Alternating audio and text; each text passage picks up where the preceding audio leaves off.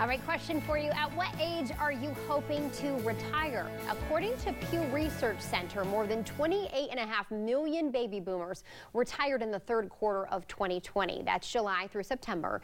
And that is up more than 3 million from that same time frame in 2019. And it may not just be age that is a factor. Retirement advisor Terrill of Assurance and Guarantee is joining us live this morning to take a look at this. Good morning to you, Wendy. Good morning to you. When we say that it may not just be age that's a factor, what may also be a factor contributing to some more of these retirements? A lot of it is the fact that they're unemployed. COVID has caused a lot of unemployment and forced people into early retirement. But some things that you may want to consider if you're being forced into early retirement is if say you have an IRA or a 401k and you've been aggressive in that, you may want to consider a more moderate or low risk investment.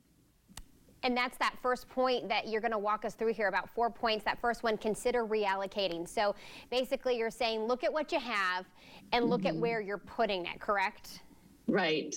Absolutely. If you're used to being that high risk, aggressive investor and you've lost your job and you're being forced into early retirement, you probably don't want to remain in that high risk investment. All right. So got to review those allocations.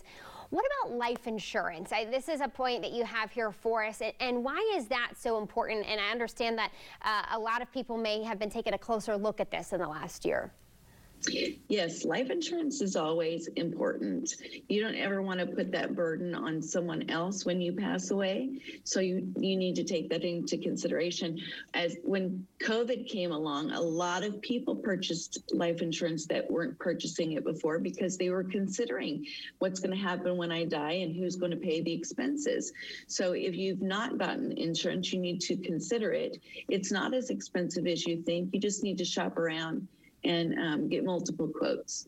Okay, something else you're talking about too is Roth IRAs. And I know when we start talking about this stuff, 401ks and IRAs, sometimes it can seem like we're talking a different language. So in a way that we can easily understand, let's talk about how Roth conversions, the benefits of those, why that may help people who want to retire sooner than later.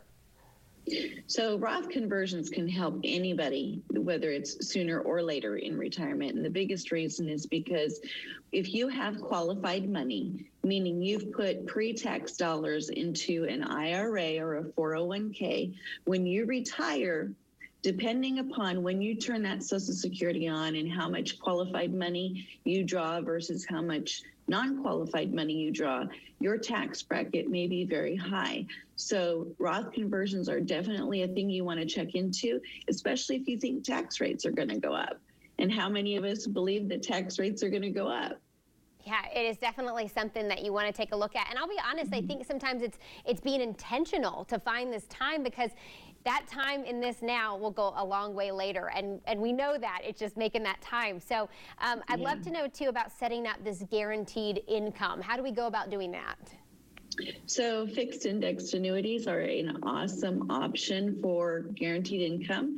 It gives you a guaranteed stream of income for your lifetime. It's not for a period or period certain.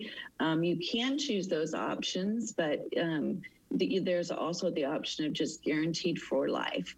And if you need that guaranteed income, that's definitely a good option.